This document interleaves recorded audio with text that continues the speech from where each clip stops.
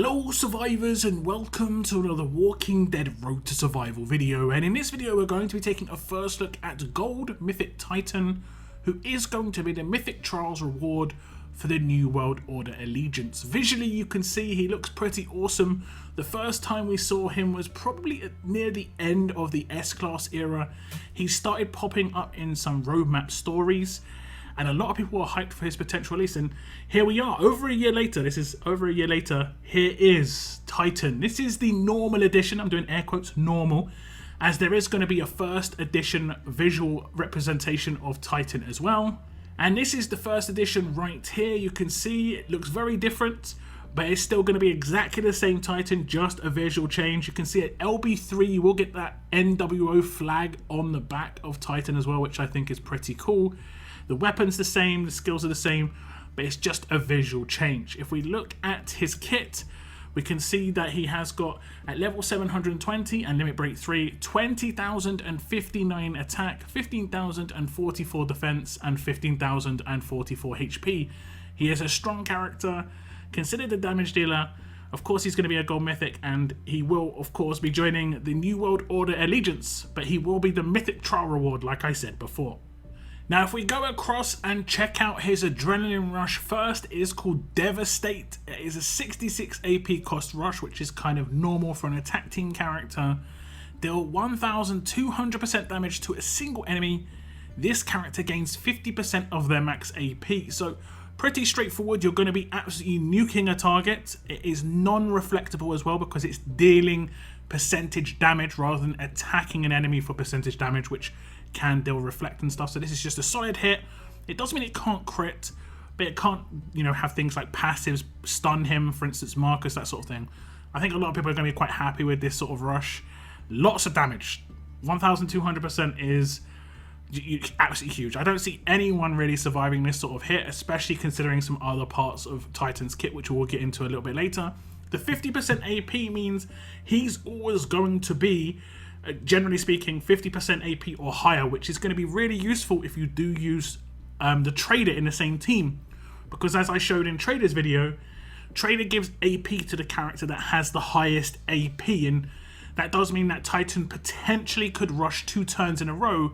If your entire team can rush, you rush with everybody and Trader last, the AP will guarantee go to Titan, he'll rush the next turn again. It's going to work very nicely. Okay, so we have got the Adrenaline Rush up here of Titan, and he does bypass certain specialist skills with his rush because he is a decap. That's going to play into the rest of his kit, of course. That means that anyone he takes down is decapped. There's no chance of absolute defense going off. There's no chance of reflect. There's nothing. There's not really anything that can block this except like Guardian Shield, so just obviously select the right character. But someone like Dr. Stevens here with a Halo specialist skill, if he takes him out, there's no chance of that actually, going off, and that's going to happen with any character that has Halo potential. As long as he gets the final hit in, and with a 1,200% rush, that's very likely. You can see he also goes up to 33 AP. That's the 50% AP gain. If I did have Trader in this team and I rushed right now, it would guarantee go to Titan because he's the highest AP NWO character. If I had like a couple of other NWO characters with lower AP, it'd be the same sort of situation, and he'd be able to rush 2 turns in a row like I was saying before. So if we look at the upgrades here for the Adrenaline Rush, you can see at grade 3 it gets a 200% damage boost, so it goes from 600% up to 800%. That's already going to be a pretty hefty boost. At grade 5, this is where the AP gain gets added to the rush, and initially it will turn out at 25%. At limit break 1 you'll get the second half, bringing it up to 50% total of the max AP, but he'll always gain AP as long as he's grade 5 or above. And like I said before, with the Trader sort of combo, it will always work in terms of him having the highest AP if you rush with all the other NWO characters first. At limit break 3 he gets another big damage boost, and he goes from 800% up to 1,200%. I wouldn't necessarily say this is needed, but you are going to get a massive 400% damage boost. You're also going to get way more stats, and I doubt there's going to be too many characters that are going to be able to stand in the way of this. Like I say, because this rush can't crit, you definitely want to try and get the percentage up as high as possible. So overall, for a damage dealer, this rush is great. You're just absolutely destroying one character, and then you're getting AP to get the rush up again quicker. Potentially the next turn in the right combos. You could also team him up with a command where after he rushes, he basic attacks the next turn, you command him and he's got his rush ready at that point, and again you could rush 2 turns in a row. You've got a couple of options on how you want to do things. Now if we look at Titan's signature move, this is where something very powerful comes into the game. We all know how it works. It's called Garrote.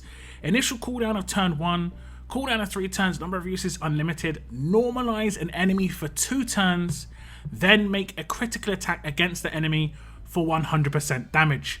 This is obviously really powerful. Normalize makes it so that no specialist skills work, and you normalize before you attack. There are very few characters in the game that can stop normalize from happening.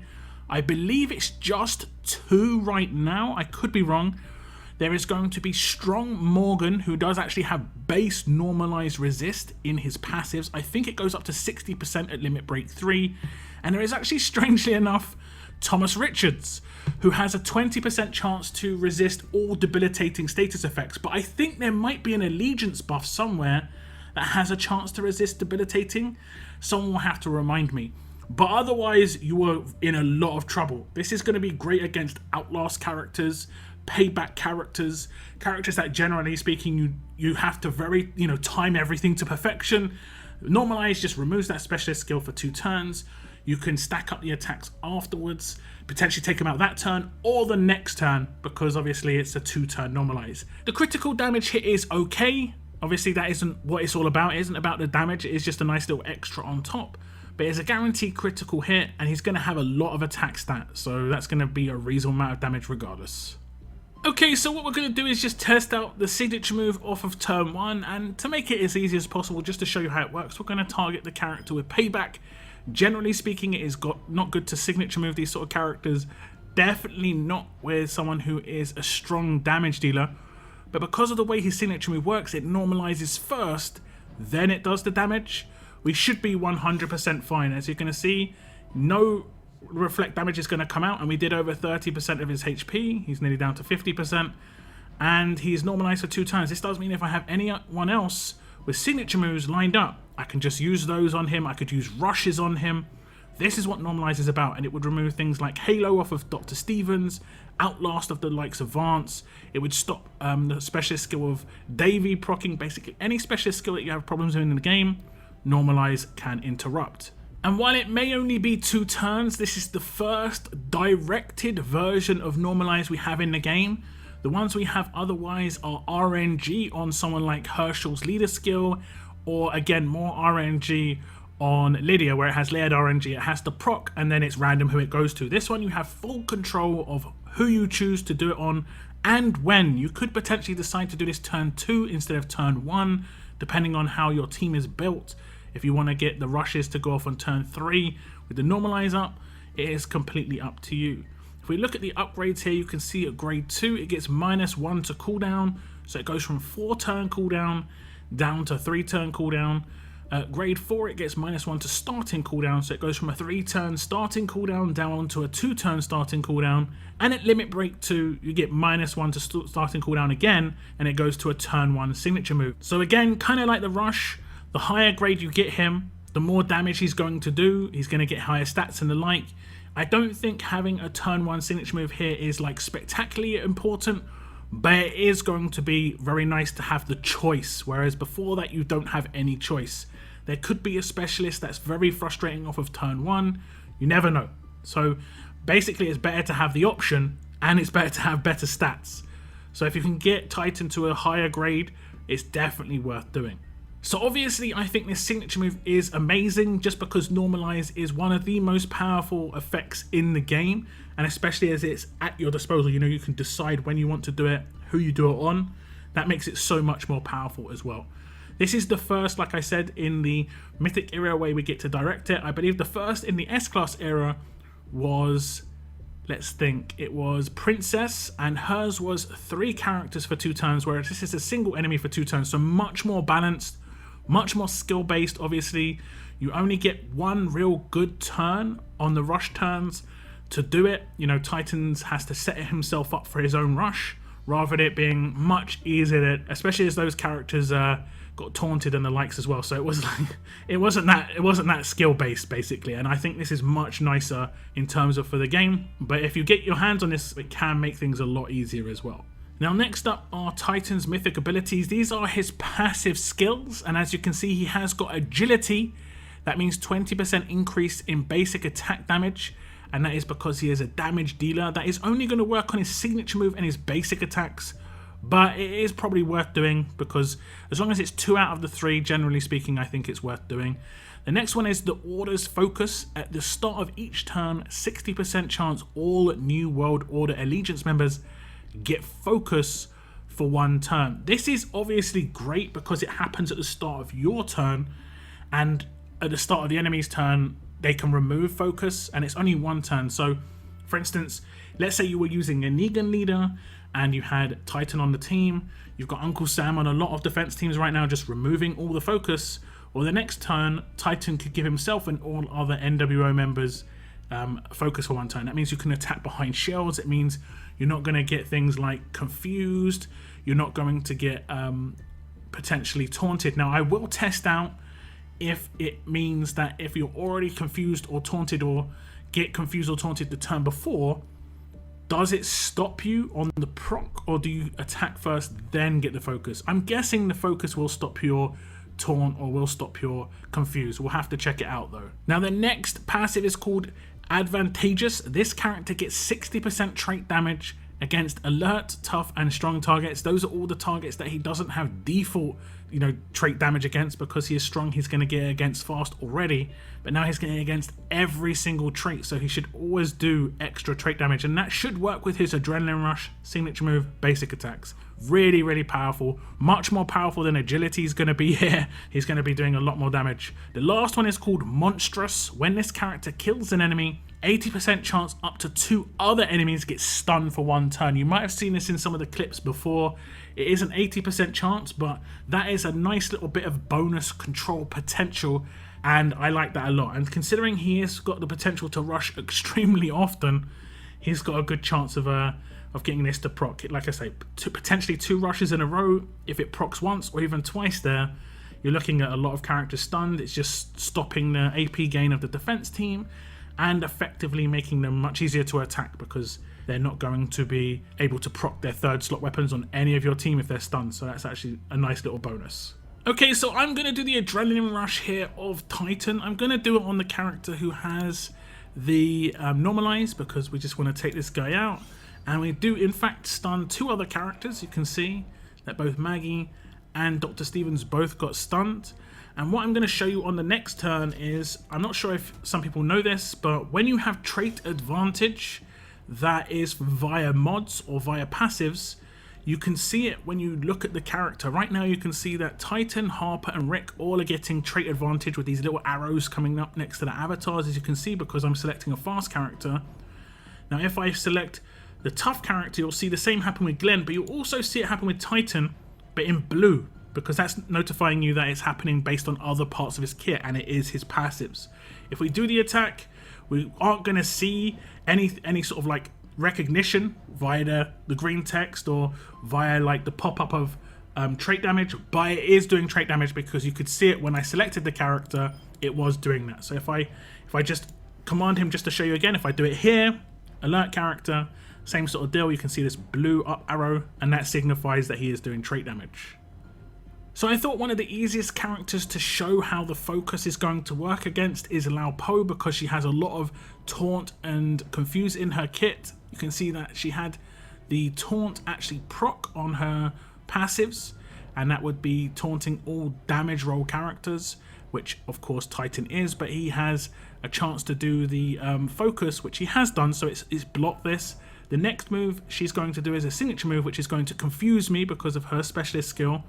And we want to see if the focus will also block that. If that, if I do a forced attack first, or the focus procs. I'm assuming the focus is going to proc. Here comes the signature move, and we have had the focus proc again, and it is going to block on turn any taunts or any confuses. This is going to happen with any character that taunts or confuses an NWO character. So it does happen first. I think most of us would have assumed so, but it is nice to see it in action as well. Now if we go straight into the upgrades of Titan, I know these are going to be quite important because some people might only be getting him to grade 5 or limit break 1 or limit break 2 initially, but obviously people getting to limit break 3 are going to be very happy, but you'll be able to see the sort of power that you're going to be able to get based on how far you can get on the Mythic Trial character. You can see at grade 1 he gets the first half of the Order's Focus, and at grade 2 he's going to get the first half of Agility. At grade 3 he's going to get the second half of Order's Focus, so that's where the focus is maxed out. At 60% chance all NWO characters will get focus for 1 turn, and that was what I showed you in that last clip. At grade 4 he gets the first half of Advantageous, which is 20% of the trait damage against alert, tough and strong targets. At grade 5 he gets the first half of Monstrous, which is when this character kills an enemy, 40% chance up to 2 other enemies get stunned for 1 turn. And then lastly he gets the second half of Agility at grade Limit Break 1. At grade Limit Break 2 he gets the second half of Advantageous, which stacks up to 60% total for that trait damage. And at Limit Break 3 he gets 80% chance up to 2 other enemies get stunned for 1 turn when he kills an enemy, and that is of course with Monstrous 2. So I think his passives are very nice.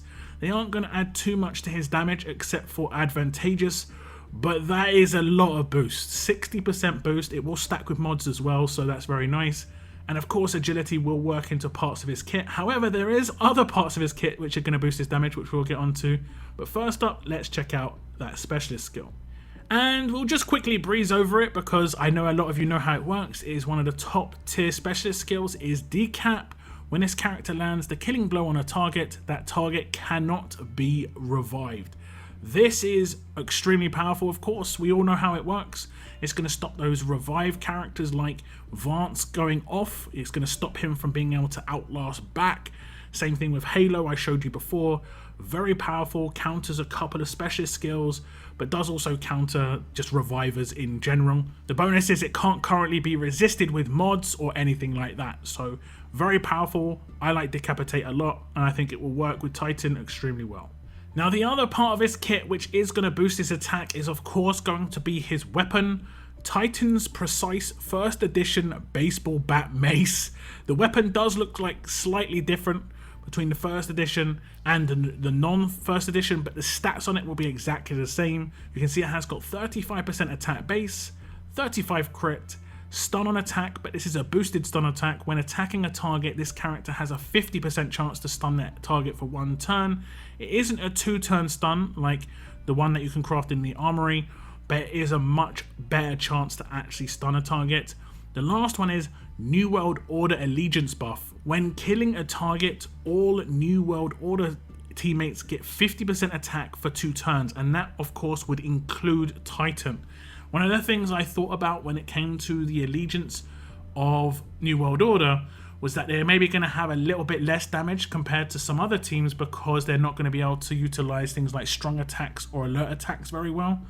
But this is obviously going to make it so it can still happen, so that's fantastic. Now again, he will have to be the one getting the killing blow just like his specialist skill, but because he is such an offensive character, he is generally the one who's going to get a lot of kills. You've just got to keep it in mind if you do want to get this boost for when his rush comes around, to try and get last hits on him, A for the decap, but B for the weapon boost.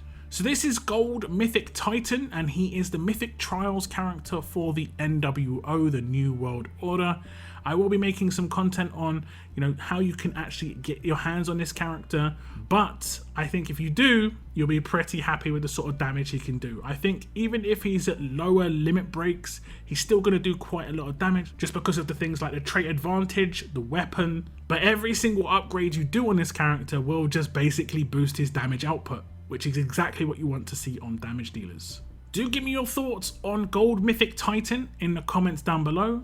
That is the end of my video. I want to thank you very much for tuning in. And as always, keep on surviving, guys. Keep on surviving.